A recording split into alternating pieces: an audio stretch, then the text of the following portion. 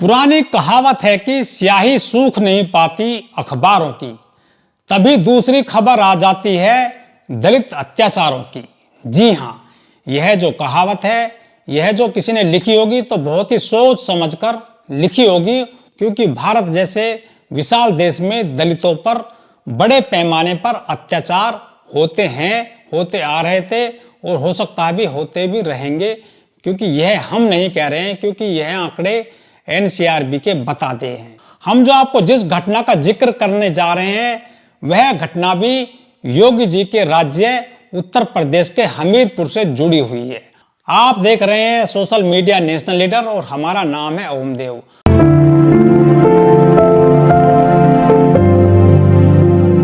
तो अब हम आपको घटना का जिक्र कर लेते हैं। यह जो घटना हुई है, इसे सुनकर और देखकर देश के करोड़ों दलितों को जो काफी दुख व्यक्त होगा, यह हम आपको पहले ही बता देते हैं।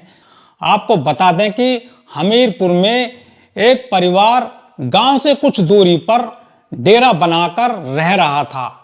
बताया यह गया है कि मंगलवार की रात को परिवार अपने सोया हुआ था अपने परिजनों के साथ में, और आरोप यह है कि गांव का ही कोई बिच्छू गैंग है, और बिच्छू गैंग का जो सरगना है, जो मुखिया है, उसका नाम है रिंकू राजपूत।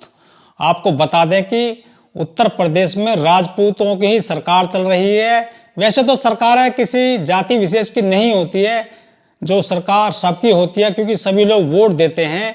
लेकिन जब जिस भी जाति के व्यक्ति की सरकार जो है देश में आ जाती है, या उत्तर प्रदेश में आ जाती है, या किसी भी राज्य में आ जाती है, तो एक ठप्पा लग जाता है कि फलानी जाति की जो सरकार जो है देश में और उत्तर प्रदेश में चल रही है। लोग ऐसा कहते रहते हैं। तो उत्तर प्रदेश में जो मुख्यमंत्री योगी जी हैं, वो कह देते हैं कि यहाँ पर अब सबको न्याय मिल जाता है।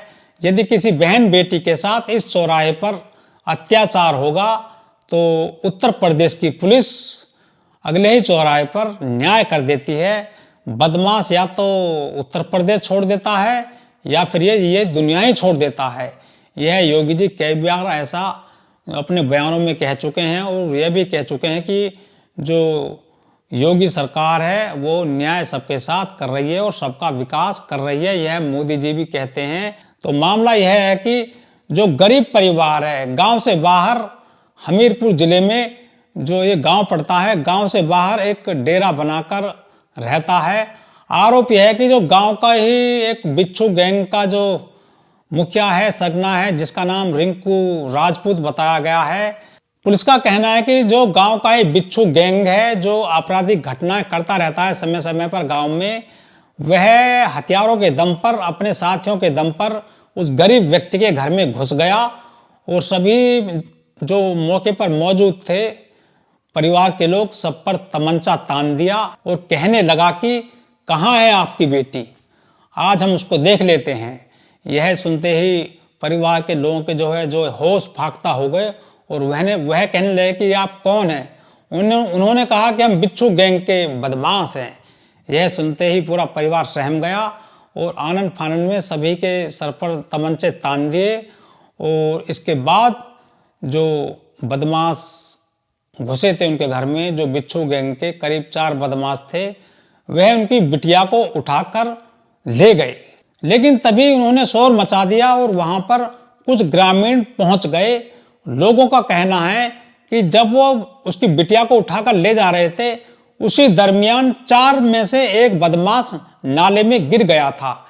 एक बदमाश को उठाने के लिए उसके 2 साथी मौके पर फिर से लौट कर आ गए, लेकिन उस जो तीसरा बदमाश है, उसके जो है पैर टूट गया, यह कहा गया है खबर में।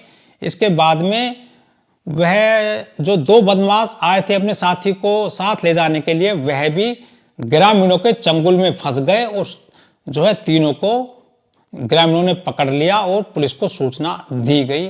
लेकिन जो चौथा बदमाश था, जिसका नाम रिंकू राजपूत है, और उस 17 साल की बेटी को लेकर बहुत दूर जा चुका था, उसका लोगों ने पीछा भी किया, लेकिन वह हाथ नहीं आ सका। पुलिस ने जब जांच पड़ताल की इस पूरे मामले में, तो पुलिस का कहना है कि जो 3 बदमाश पकड़े गए थे मौके से, उन तीनों बदमाशों के पास से उनके कब्जे से एक एक तमंचा मिला है और जिंदा कारतूस मिले हैं।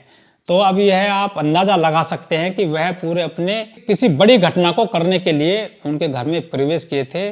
उस गरीब व्यक्ति की, जिसको अभी तक जो सूचना मिली है वो बताया गया है कि वह जो गरीब व्यक्ति है जो डेरा डालकर रह रहा था गांव के बाहर, वह ऐसी समुदाय से संबंधित है और उसकी बिटिया का अभी तक कोई सुराग नहीं लग सका है। पुलिस के सीनियर अधिकारियों का कहना है कि जो 17 साल की बेटी है और जो मुख्य जो आरोपी है, जो बिच्छू गैंग का जो सरगना है, उसको पकड़ने के लिए जगह जगह पर दबिश दी जा रही है। 2 टीमें गठित कर दी गई हैं। लेकिन सोचनीय पहलू यह है कि उत्तर प्रदेश को उत्तम प्रदेश कहा जाता है और यहाँ इसको राम राज्य की जो है बताया जाता है, कहा जाता है कि यहाँ अमृत काल है पूरे देश में और सभी की बहन बेटियाँ जो है अब आराम से स्कूल जा सकती हैं, आ सकती हैं, लिख सकती हैं, पढ़ सकती हैं, कोई भी कहीं छेड़ नहीं सकता। लेकिन उत्तर प्रदेश में रोजाना अप्रिय घटनाएं घटती रहती हैं। यह हम नहीं कह रहे हैं, बल्कि ये अखबारों की सुर्खियां खुद बता देती हैं। आपको बता दें कि एक बार जो देश के गृह मंत्री हैं 2024 के चुनाव में जो है उत्तर प्रदेश में आए थे और वह यहाँ पर जब चुनावी भाषण दे रहे थे तो उन्होंने कहा था कि उत्तर प्रदेश अब जो है सुधर चुका है। अब यह पहले जैसा उत्तर प्रदेश नहीं है। अब उत्तर प्रदेश में बहन बेटियां रात को गहने पहन कर भी बाहर भीतर जा सकती हैं, कोई उनको टच नहीं कर सकता। यह बात तो उत्तर प्रदेश के जो मुख्यमंत्री हैं योगी आदित्यनाथ जी, वह भी कह चुके हैं कि अब कोई भी बहन बेटी यहाँ पर आराम से कहीं भी आ सकती है, जा सकती है। उसे टच करने से पहले बदमाश 100 बार सोचेगा। लेकिन सोचने पहलू यह है कि उत्तर प्रदेश में जो एनसीआरबी के आंकड़े जारी किए गए हैं, वैसे तो आंकड़े हर साल जारी किए जाते हैं, लेकिन उनमें सबसे ज्यादा जो अपराध हो रहा है वह एक ही जाति है केवल, वह है एससी जाति। मतलब एससी में बहुत सारी जातियां आती हैं, लेकिन एससी जातियों पर सबसे ज्यादा अत्याचार होते हैं। इसकी तस्दीक खुद एनसीआरबी के आंकड़े भी करते हैं। तो अब आपको यह सोचने का जो है विषय मिल गया है कि उत्तर प्रदेश कब उत्तम प्रदेश बनेगा। आपको बता दें कि उत्तर प्रदेश के सरदना में ही पिछले 8 तारीख को एक बहुत ही हीनियस और गंभीर अपराध हुआ है। वहां जब एक माँ अपनी बेटी को लेकर जंगल में ईंख काटने जा रही थी, गन्ना काटने जा रही थी, तो उसे जातिवादी गुंडों ने, वह जो गुंडा है या जो अपराधी है, इसका नाम है सोम राजपूत, और यह बताया गया था कि जब वो महिला अपनी बेटी को लेकर जंगल में गन्ना काटने जा रही थी किसी व्यक्ति के खेत पर, तो उसको दबोच लिया गया था। उसको किडनैप करने की कोशिश की गई थी और जब उसने अपनी बेटी का किडनैप करने का विरोध किया तो आरोपियों ने उसको जो है गंडासे से, फरसे से मौके पर ही काट दिया था। तो यह है उत्तर प्रदेश में योगी जी का राज। लोग कहते हैं कि अब राम राज्य आ गया है। अगर राम राज्य है तो यहाँ पर रावण राज कैसा होगा, यह सोचने पहलू है। आपको बता दें कि इस घटना को बीते ही 1 दिन हुआ था, उसके जो है 1 दिन बाद मुजफ्फरनगर के जो है सोनू कश्यप नामक व्यक्ति का भी हत्याकांड कर दिया गया था।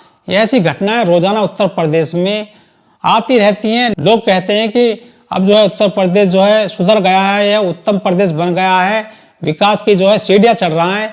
यदि उत्तर प्रदेश में विकास हो रहा है तो लोग यहाँ से पलायन क्यों कर रहे हैं? लोग जो है दिल्ली में, गुड़गांव में, गाजियाबाद में, नोएडा में, मुंबई में, गुजरात में क्यों जाकर अपना परिवार पाल रहे हैं या अपना पेट पाल रहे हैं? योगी जी और मोदी जी को चाहिए कि उत्तर प्रदेश को उत्तम प्रदेश बनाया जाए, जिससे कि यह जो बड़ा प्रदेश है आबादी के हिसाब से तरक्की करे और यह अपने जो ऊंचाइयों को छुए। तो सभी को नमस्ते, जय भीम।